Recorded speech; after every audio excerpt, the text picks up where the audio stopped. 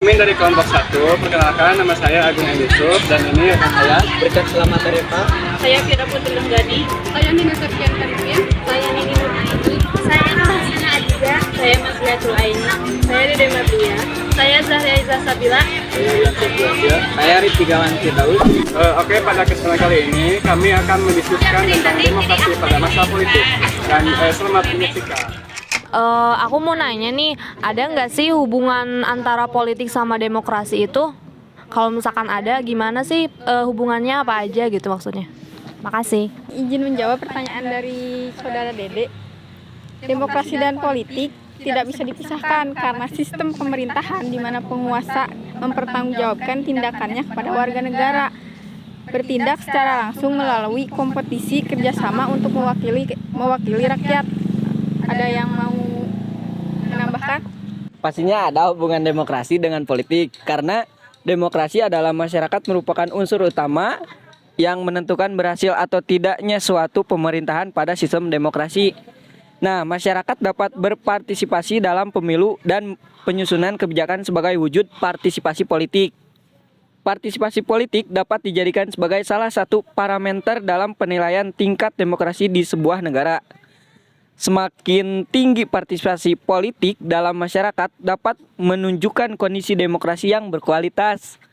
Jika partisipasi politik masyarakat rendah, hal tersebut dapat menunjukkan apatisme dan ketidakpercayaan masyarakat terhadap sistem pemerintahan. Seperti itu. Nah, untuk masalah selanjutnya nih, ada lagi nih. Data Badan Pusat Statistik memperlihatkan kualitas demokrasi di Indonesia cenderung terjadi penurunan. Nah, tersebut apa sih yang menyebabkan jadinya penurunan kualitas demokrasi itu? Ada yang mau menanggapi nggak? Izin menjawab ya. Menurut aku sih penyebabnya sih itu dari kebebasan pendapat kita yang dibatasi perihal kritik terhadap pemerintah. Terkadang dianggap sebagai pencemaran nama baik jika kita emang mengemukakan pendapat itu sendiri. Bahkan data indeks demokrasi industri mencatat aspek kebebasan sebesar 79,40%, aspek kesetaraan sebesar 78,86%, dan aspek kapasitas lembaga demokrasi 75,67%. Ketiga data tersebut dapat dikategorikan di batas sedang. Itu sih kalau menurut saya. Sebenarnya sih masih ada lagi nih yang menyebabkan penurunan kualitas demokrasi di Indonesia. Ada 3 ya. Yang pertama politik identitas, yang kedua politik fitnah, dan yang ketiga itu money politik. Nah, ketiga ini sangat-sangat berpengaruh pada demokrasi kita. Karena dengan adanya money politik, rakyat kita ini dapat dibohongi hanya dengan sebesar uang. Atau politik identitas ini banyak sekali nih pejabat-pejabat kita atau calon-calon kita pada hari ini banyak yang identitas. Misalnya yang ketiga ini yang paling berbahaya, politik fitnah. Nah, di tahun-tahun politik ini seringkali atau bahkan bukan seringkali sih, memang suka ada hoax-hoax yang menyebar di media sosial tentang keburukan calon kita lah. Nah, ujaran kebencian itu. Nah, itu sih yang menjadi penyebab penurunan kualitas demokrasi di negara kita ini.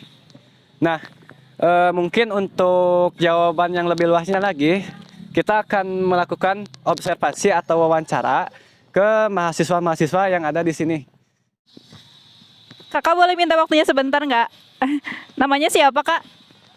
Nama saya Iman Maulana, Prodi Manajemen dari Fakultas Ekonomi semester 3. Boleh tanya sebentar nggak, Kak, tentang demokrasi politik saat ini? Boleh. Gimana sih pendapat Kakak tentang demokrasi politik pada saat ini yang tengah terjadi di Indonesia? Menurut saya, demokrasi saat ini di tahun ini kayaknya sedang ada dalam fase penurunan demokrasi ya. Dimana pada tahun ini, demokrasi saat ini, kita tuh kebebasan berpendapat kita tuh dibatasi gitu. Dimana misalkan kita mau berpendapat tentang statement A, itu dianggapnya pencemaran nama baik. Kemudian demokrasi saat ini juga politik di Indonesia itu kayak sistem dinasti gitu. Dimana misalkan bapaknya raja, anaknya juga jadi penerus raja. Kayak sekarang nih contohnya inisial J, bapaknya, anaknya inisial G tuh. Dia naik jadi wapres karena dulunya juga bapaknya presiden gitu ya. Ya, ngertilah gitu. Jadi menurut saya demokrasi saat ini tuh sedang tidak baik-baik saja di Indonesia itu. Karena itu sebabnya. Mungkin gitu, Kak.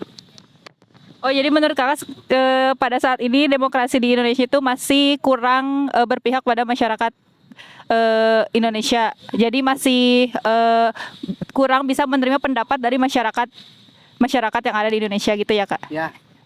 Terima kasih, Kak. Makasih atas waktunya. Kak, mohon maaf nih ya. Saya kan di sini ada tugas wawancara terkait politik di Indonesia. Sebelumnya nama kakak siapa? Ijra. Iya. Dari apa? Dari jurusan apa? Jurusan teknologi pangan. Jadi di sini saya mau nanya nih. Pandangan Anda pada saat demokrasi politik di Indonesia ini gimana? Pegang ya. Ya. Kebetulan saya kan tahun sekarang baru terjun di dunia politik ya, Kak. Di umur saya yang sekarang nih. Terus mungkin menurut pandangan saya sendiri ya, yang lagi ramai sekarang juga kan tentang pengesahan Mahkamah Konstitusi yang tentang umur cawapres. Ya, mungkin itu yang perlu dipertimbangkan lagi sih. Soalnya kan ranahnya kalau di umur segitu kan kayak masih kurang efisien lah ya, kayak pengalaman buat sama yang lain-lainnya lah. Iya.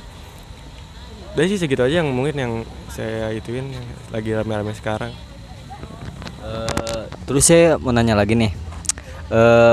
Antara demokrasi sama politik itu ada hubungannya gak? Demokrasi sama politik. Iya, demokrasi sama politik. Ada. Kalau menurut kakak aja. Kalau demokrasi itu gimana caranya kita bisa memahami arti politik itu sih, mungkin kayak cara pola pikir kita, cara membenarkan politik itu. Cara membenarkannya. Iya. Jadi saya simpulkan ya. Jadi demokrasi itu sistem pemerintahan ya. Selamat siang, Kak. Selamat siang. Maaf mengganggu waktunya sebentar ya, Kak ya. Ya nggak apa-apa, silahkan. Kalau boleh tahu nama kakak siapa ya? Nama saya Nur Santi Pauja, bisa dipanggil Santi.